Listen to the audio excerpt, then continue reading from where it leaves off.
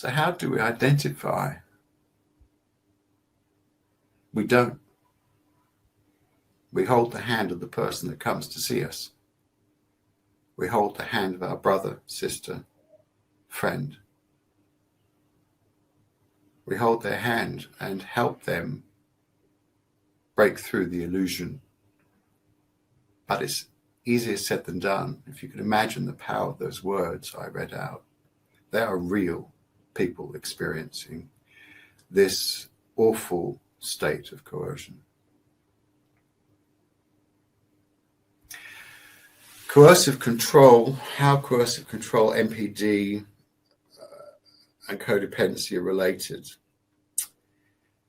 Coercive control is like a friend, Caroline, an author, was on a panel with me recently, and she likened it to drips falling upon concrete. And we don't see a change at first, but over time, that drip that's hitting the concrete will start to carve out and deform the concrete. And that's what happens to us in a toxic relationship where there's coercive control. And I usually share this with people on kind of radio, TV and stuff, because I like things to be seen. And maybe we can all relate to this in some way, either with clients or patients to come to see us, or in our own experience, or the experience of maybe a family friend or member. And that is, if your partner drops a teacup in the kitchen and it smashes on the floor,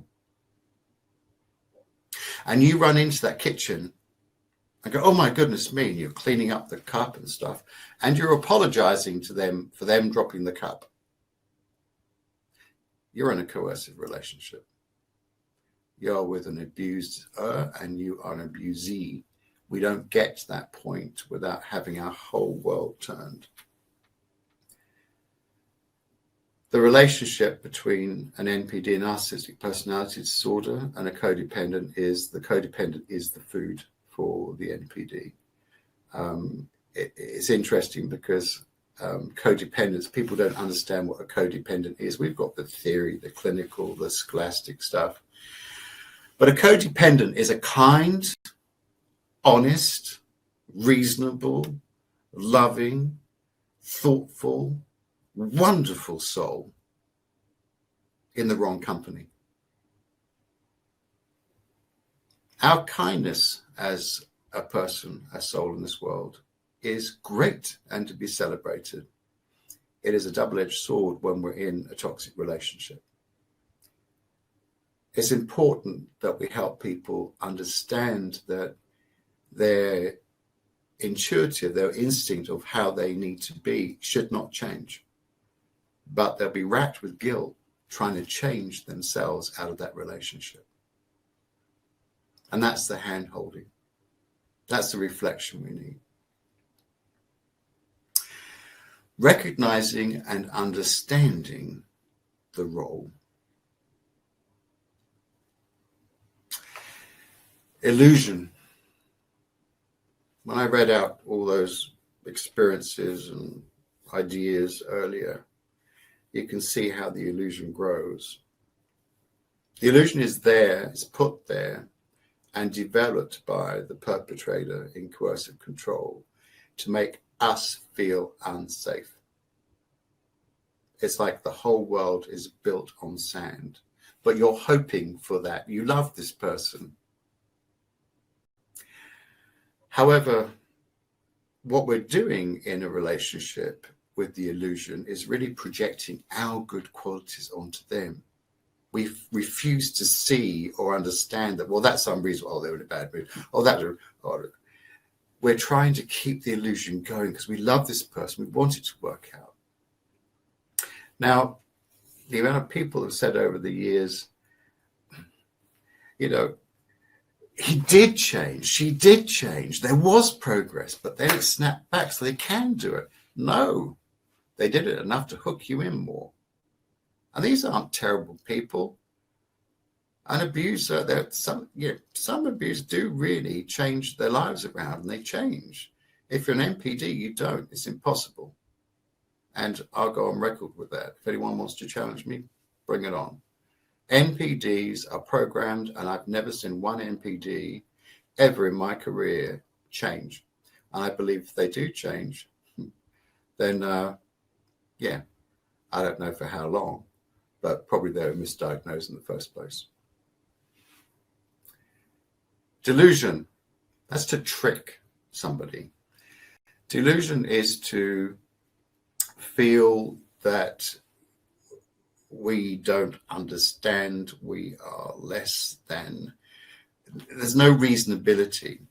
And to give you an idea of delusion, just briefly, I haven't got much time, I could speak to you for hours about this, but delusion is the most common tool that most of the people I've worked with over the years and people I know who have been through these coercive relationships, at the end of 1 month, oh yes, a 1 month relationship can destroy people in a coercive control, because every part of their belief system and boundary setting and values is attacked. And depending on how kind and loyal and thoughtful they are, depends on how much they've twisted their whole life around to accommodate this amazing love bombing at the beginning of a relationship.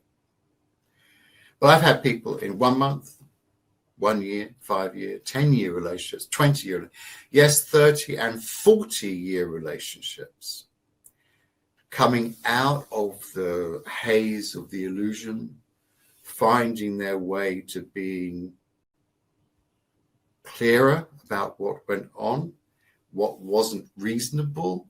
Oh, I was kind of right about that, but at the time, and they let go of hope, and that's the most soul-destroying thing for anyone that's kind.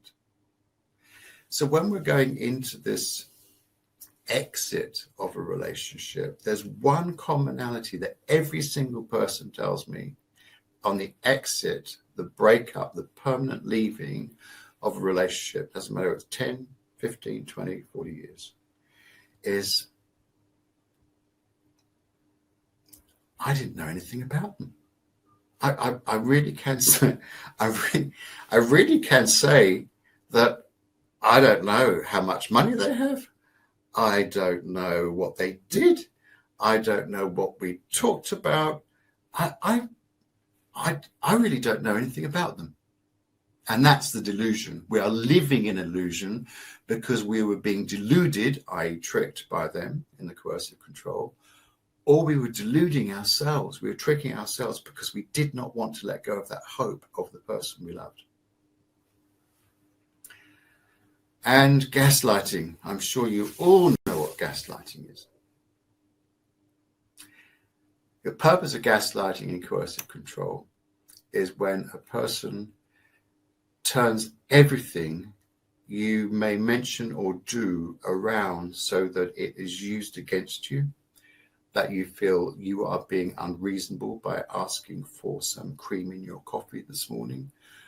You are unreasonable for not wanting to have dinner with those two people you've had dinner with for the last 2 years, etc., etc., etc.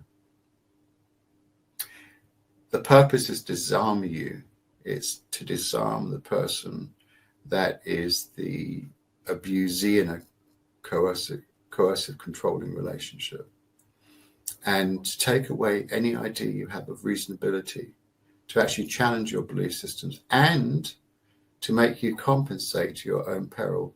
Overcompensation is the most common problem associated with gaslighting.